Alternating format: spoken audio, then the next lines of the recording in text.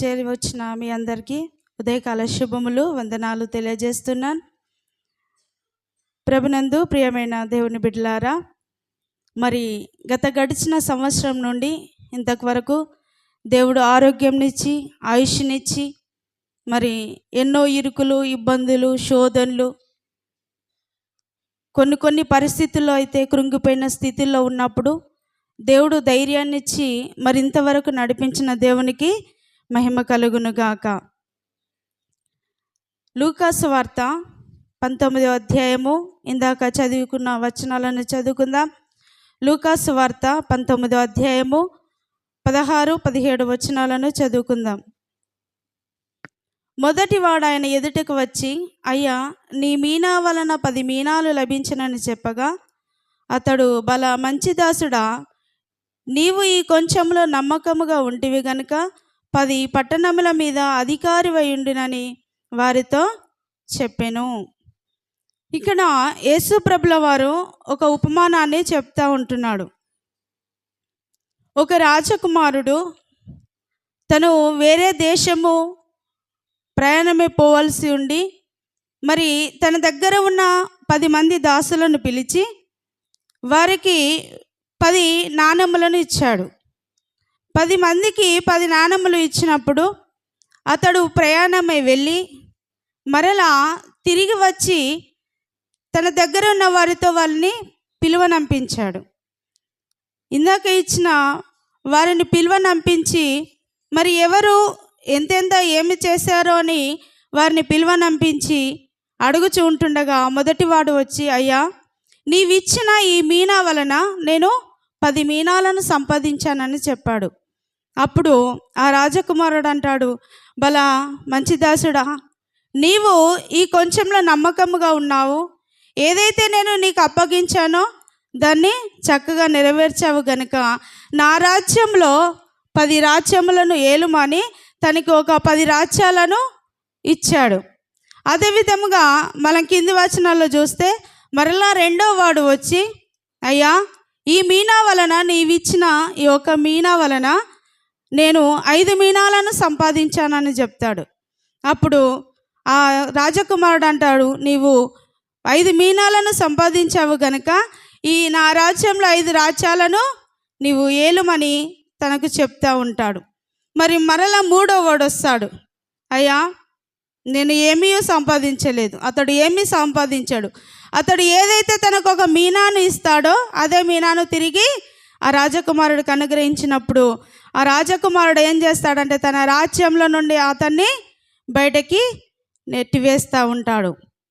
చూడండి, ఇక్కడ మనము గమనించినట్లయితే ఆ రాజకుమారుడు యేసు ప్రభుల వారుగా చూస్తూ ఉంటున్నాము.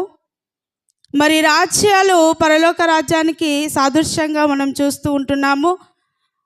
మరి ఆ దాసులు ఆ మీనాలు సంపాదించిన వారు ఎవరు అంటే విశ్వాసులముగా పిలువబడుచున్న మనము.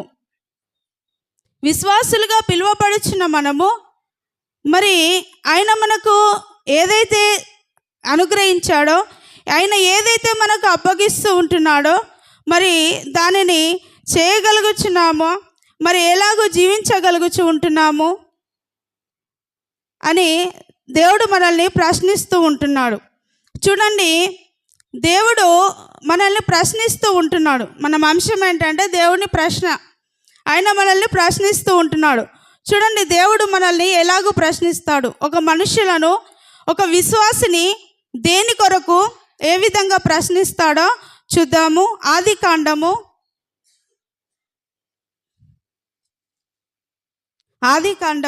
3వ అధ్యాయము ఆదికాండము 3వ అధ్యాయము 8వ వచనం నుండి 9 వచనాల వరకు చదువుకుందాం.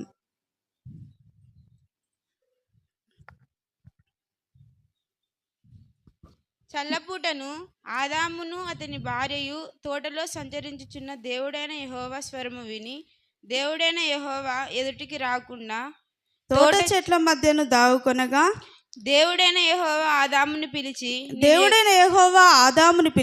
నీవు ఎక్కడున్నావు అనేను. అందుకతడు, చాలమ్మా. మొదటి ప్రశ్నగా నీవు ఎక్కడున్నావు అని అడుగుచూ ఉంటున్నాడు. మరి అక్కడ ఎవరిని అడుగుచున్నాడు అంటే ఆదామును ప్రశ్నిస్తూ ఉంటున్నాడు.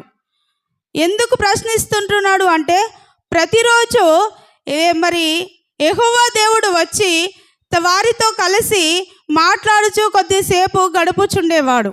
మరి ఆ సమయమున ఆ ప్లేస్కి వచ్చినప్పుడు అక్కడ ఆదాము కనిపించట్లేదు. కనిపించకపోయేసరికి పిలుస్తూ ఉంటున్నాడు, ఎక్కడున్నావు అంటే అప్పుడు అంటాడు, నీవు ఎక్కడున్నావయ్యా అంటే నేను దాగుకొన్నాను. దేవుడు ఈ దినమున మనల్ని ప్రశ్నిస్తూ ఉంటున్నాడు, మీరు ఎక్కడున్నారు? ప్రతిసారి ప్రార్థనలు జరుగుతూ ఉంటున్నాయే, ప్రతి సందర్భాలలో ఆయా టైంలో ప్రార్థనలు జరుగుతూ ఉంటున్నాయే. ప్రార్థన జరుగుతున్న టైంలో మీరు ఎక్కడ ఉంటున్నారు? మీరు ఏం చేస్తుంటున్నారు? ప్రార్థన జరుగుతున్న టైంలో మీరు ప్రార్థనకు వస్తున్నారా? మరి ప్రార్థన జరిగిన ప్రతి సమయాల్లో దేవుని సన్నిధిలో మీరు కనబడుచు ఉంటున్నారా? దేవుని సన్నిధిలో స్థలము ఉన్నప్పటికీ మీరు ఎక్కడ కూర్చుంటున్నారు? దేవుడు ప్రశ్నిస్తూ ఉంటున్నాడు ఈ దినమున మనతో, ఎక్కడున్నాము మనము? ప్రార్థన జరుగుతూ ఉంటుంటే మనకు గిట్టనట్టుగా తగిన సమయాల్లో మనకు మందిరానికి రావాలనిపించినప్పుడే, మనకు ఏదో ఆలోచన వచ్చినప్పుడే, మనకేదో తలంపు వచ్చినప్పుడే దేవుని సన్నిధికి వస్తాము. కానీ ప్రతిసారి సంఘములో ఆరాధనలు జరుగుచున్నప్పుడు, మరి ప్రార్థనలు జరుగుచున్నప్పుడు అవి మన లెక్కలోనికి రావు, మన లెక్కలో అవి ఉండవు. ప్రత్యేకమైన ప్రార్థనలు ఏదో మనము ఆచరించవలసిన ప్రార్థనలలోనే మనము కనబడుతూ ఉంటాము. చూడండి, అందుకే యేసు ప్రభుల వారు అడుగుచూ ఉంటున్నాడు, మీరు ఎక్కడున్నారు? ప్రార్థనలో ఉంటున్నారా? మీరు ఎక్కడ కూర్చుంటున్నారు? అక్కడ ప్రార్థన జరుగుతూ ఉంటే వీధిలో కూర్చొని కబుర్లు పెడతా ఉంటారు. ప్రార్థన జరుగుతూ ఉంటే మైకు ద్వారా వాక్యం వినబడుతూ ఉంటే, పాటలు పాడుచున్నది వినబడుతూ ఉంటే కాలక్షేపాలు చేస్తూ ఉంటాము. ఏమ్మా ప్రార్థనకు రారంటే, రాలేనులేమ్మా పనికి పోయొచ్చాను. మంచిదే, పనికి పోయొచ్చారు, అలసటగా ఉంది. అలసటగా ఉన్నప్పుడు ఏం చేయాలి? ఇంట్లో పనులు చేసుకొని విశ్రాంతి తీసుకోవాలి. అలసటగా ఉన్నవారు. అలసటగా లేని వారు ఏం చేస్తారు? కూర్చొని కబుర్లు చెప్తారు, మాట్లాడతారు, ఏదో అలాగూ ఉంటారు కదా. ఏ మాట కామాట ఒప్పుకోవాలి. అలసటగా ఉన్నప్పుడు మనం ఏం చేస్తాము అంటే విశ్రాంతి తీసుకుంటాము. నాకు ఓపిక లేదండి అని పని చేసే ఓపిక లేని స్థితిలో కూడా మనం నిద్రపోతూ ఉంటాము. అంటే ఏదో విశ్రాంతి తీసుకోవడానికి మనం కాస్త నడుము వాలుస్తూ ఉంటాము. కానీ అలసటగా ఉండకపోయినా మనం ఎలాగంటే ఏదో ఆ టైంను అలా వెళ్ళబుచ్చుకుంటూ మందిరానికి రాలేని స్థితిలో ఉన్నాము, దేవుని సన్నిధిలో గడపలేని స్థితిలో ఉన్నాము. దేవుడు ఈ దినమున ప్రశ్నిస్తూ ఉంటున్నారు, ఈ దినమున దేవుని సన్నిధికి వచ్చావే, బాగానే ప్రార్థన చేస్తున్నావు, కానీ ఇన్ని రోజులు ఎక్కడున్నావు, ఎక్కడికి వెళ్ళావు అని దేవుడు అడుగుతూ ఉంటున్నాడు. ఒకసారి జ్ఞాపకం చేసుకుందాం. అడిగే ప్రశ్నకు సమాధానం చెప్పే స్థితిలో మనం ఉండాలి. ఎక్కడున్నావంట, అయ్యా నేను ప్రతిరోజు ప్రార్థనలో ఉంటున్నాను, ప్రతిరోజు ప్రార్థనలో గడుపుచూ ఉంటున్నాను, నాకు ఈ దినమున ఈ సమస్య వచ్చింది, అందుకే నేను రాలేకపోయాను. ఈ దినమున నేను ఈ స్థితిలో ఉన్నాను, అందుకే నేను రాలేకపోయానయ్యా. కానీ ఎట్టి స్థితిలోనూ నేను దేవుని సన్నిధికి వస్తాను. కొంతమంది అంటారు, అమ్మ నేను ఏ స్థితిలో ఉన్న దేవుని సన్నిధికి ఖచ్చితంగా వస్తానండి, ఏ స్థితిలో ఉన్నా వస్తాను, ఏదో నాకు తప్పనిసరి పరిస్థితి అయితే తప్ప, అనారోగ్య స్థితిలో ఉంటే తప్ప, కుటుంబ పరిస్థితి అటు ఇటు ఉంటే తప్ప నేను మందిరానికి రాను, కానీ ప్రతి సమయంలో నేను దేవుని సన్నిధికి వస్తూ ఉంటాను అని చెప్తూ ఉంటారు. అందుకని జ్ఞాపకం చేసుకుందాం. రెండో ప్రశ్నగా చూద్దాము. అదే ఆదికాండము 3వ అధ్యాయము 10వ వచనం నుండి చదువుకుందాం. అందుకతడు నేను తోటలో నీ స్వరము వినినప్పుడు దిగంబరిగా నుంటిని కనుక భయపడి దాగుకొంటిన నేను. అందుకైన నీవు దిగంబరివని నీకు తెలిపిన వాడెవడు? నీవు తినకూడదని నేను నీకు ఆజ్ఞాపించిన వృక్ష ఫలమును తింటివా అని అడిగెను. రెండవ ప్రశ్నగా ఏం చేస్తున్నారంటే, నువ్వెందుకు నేను పిలిచినప్పుడు రాలేదు అంటే, నేను ఇలాగూ చేశాను అంటే నీకు అలాగూ తెలిపిన వారు ఎవరు? నేను చేయకూడదు అని నేను నీకు ఏదైతే ఆజ్ఞాపించానో ఆ పని నువ్వు చేసావా? అందుకే నా ముందుకు రాలేదు. ఆ పని నీవు చేసావా? నేను ఏదైతే తినకూడదని చెప్పానో, నేను ఏదైతే చేయకూడదని నీకు ఆజ్ఞాపించానో దాన్ని నీవు చేసావా? అందుకే నీవు నా ఎదుటికి రాలేదు అని దేవుడు ఆదామును ప్రశ్నిస్తూ ఉంటున్నాడు. చూడండి, దేవుడు మనకు ఏదైతే చేయకూడదు అని ఆజ్ఞాపిస్తూ ఉంటున్నాడో, ఏదైతే ఎలాగైతే ఉండకూడదని మనకు ఆజ్ఞాపిస్తూ ఉంటున్నాడో ఆజ్ఞను మీరుతూ ఉంటున్నాము. ఏదైతే చేయకూడదు అంటున్నాడో అదే మనం చేస్తూ ఉంటున్నాము. దేవుడు ఏదైతే ఆజ్ఞాపించాడో దాన్నే చేస్తూ ఉంటున్నాం. మీరుతూ ఉంటున్నాం ఆజ్ఞను. ఎలాగూ జీవించమన్నాడు, మనం ఎలాగూ జీవిస్తూ ఉంటున్నాము. ఆయన ఆజ్ఞానుసారముగా జీవిస్తూ ఉంటున్నామా? మనకి ఇష్టం వచ్చినట్లుగా జీవిస్తూ, మరైతే ఏదైతే చేయకూడదు అన్నాడో అదంతా చేస్తూ, సినిమాలు చూస్తూ, సీరియళ్ళు చూస్తూ, మరి ఏదైతే చేయకూడదు అన్నాడో మద్యపానము చేయకూడదు, ధూమపానము చేయకూడదు, ఇష్టం వచ్చినట్లుగా బ్రతకకూడదు అని ఆయన ఆజ్ఞాపించాడు. కానీ ఆజ్ఞని మీరి మనకి ఇష్టం వచ్చినట్లుగా బ్రతుకుచూ ఉంటున్నాము. అందుకే అంటున్నాడు, నీవు చేయకూడదని నేను నీకు ఆజ్ఞాపించిన దాన్ని నీవు చేసావా? నీవు చేసావా? అలాగూ జీవించావా? నా ఆజ్ఞను మీరి నువ్వు బ్రతుకుచున్నావా? ఇకనైనా నువ్వు మార్చుకోవాలి బ్రతుకును. మనము దేవుని ఆజ్ఞను మీరి బ్రతుకుచున్నట్లయితే ఇకనైనా నువ్వు ఆయన ఆజ్ఞానుసారంగా బ్రతికే వారముగా ఉండాలి. ఏదైనా ఒక ఒప్పందము చేసుకుంటే, ఆయన సన్నిధిలో నేను ఇలాగ బ్రతుకుతానని మనం ఒక ఒప్పందము చేసుకుంటే అది ఇప్పటి వరకే కాదు, కానీ మన జీవిత పర్యాంతము వరకు మనం ఆ ఒప్పిదానికి కట్టుబడి ఉండేవారముగా, ఆయన ఆజ్ఞను అనుసరించి నడుచుకునే వారముగా ఉండుటకు ప్రయత్నము చేయాలి. ఆయన వచ్చి ప్రశ్నిస్తూ ఉంటాడు, నా ఆజ్ఞను మీరావా? నేను ఆకు వేసుకోవద్దన్నాను, వేసుకుంటున్నారా? పానపరాకు వేసుకోకమన్నాను, వేసుకుంటున్నారా? తింటున్నారా? అలా తినడం వల్ల దేవుని సన్నిధికి రావడానికి వెనుకబడిపోతూ ఉంటాం. అప్పుడు అడుగుతాడు, ఎక్కడున్నావు అంటే సమాధానము చెప్పము. నీవు నా ఆజ్ఞను మీరావు అంటే సమాధానము చెప్పలేని స్థితిలో మనము ఉంటూ ఉంటాం. అందుకని జ్ఞాపకం చేసుకుందాం, మన దగ్గరకు వచ్చి ప్రశ్నించినప్పుడు ఆయన ఆజ్ఞను మీరే వారముగా కాకుండా ఆజ్ఞానుసారముగా బ్రతికే వారముగా మనము జీవించడానికి ప్రయత్నము చేయాలి. చూడండి, 3వ ప్రశ్నగా చూద్దాము. 3వ అధ్యాయము, అదే ఆదికాండము 3వ అధ్యాయము 13వ వచనాన్ని చదువుకుందాం. అప్పుడు దేవుడైన యెహోవా స్త్రీతో నీవు చేసినది ఏమిటని అడగగా, స్త్రీ సర్పము నన్ను మోసపుచ్చినందున తింటిన నేను. నీవు చేసినదేంటి? అప్పుడు ఆదాం ఏం చెప్తాడంటే, నీవు ఇచ్చిన స్త్రీ తేవడం వల్లనే నేను తిన్నాను అని అక్కడ ఆ సందర్భంలో చెప్తా ఉంటాడు. అప్పుడు నువ్వు చేసింది ఏంటి? నువ్వేం చేసావు? నేను నిన్ను ఎలా బ్రతకమన్నాను? నేను నీకు ఏమి ఇచ్చాను? రక్షణని ఇచ్చాను. నువ్వు ఎలా బ్రతుకుచుంటున్నావు? ఈ లోకంలో బ్రతుకుచున్నా నీవు ఎలాగూ ఉంటున్నావు? ప్రత్యేకముగా ఏర్పరచుకున్నాను కదా, నా రక్తమును కరార్చి కరువ సిలువలో వ్రేలాడి రక్తము చేత నిన్ను కడిగి నీ పాపమును శుద్ధి చేసి ఒక పరిశుద్ధముగా నేను జీవించమని నిన్ను ఏర్పరచుకుంటే నువ్వేం చేస్తున్నావు? నువ్వు ఎలాగూ బ్రతుకుతూ ఉంటున్నావు? నువ్వు ఎలాగూ జీవిస్తూ ఉంటున్నావు? నువ్వు ఎలాగూ మాట్లాడుతూ ఉంటున్నావు? నీ నడవడిక ఎలాగో ఉంది?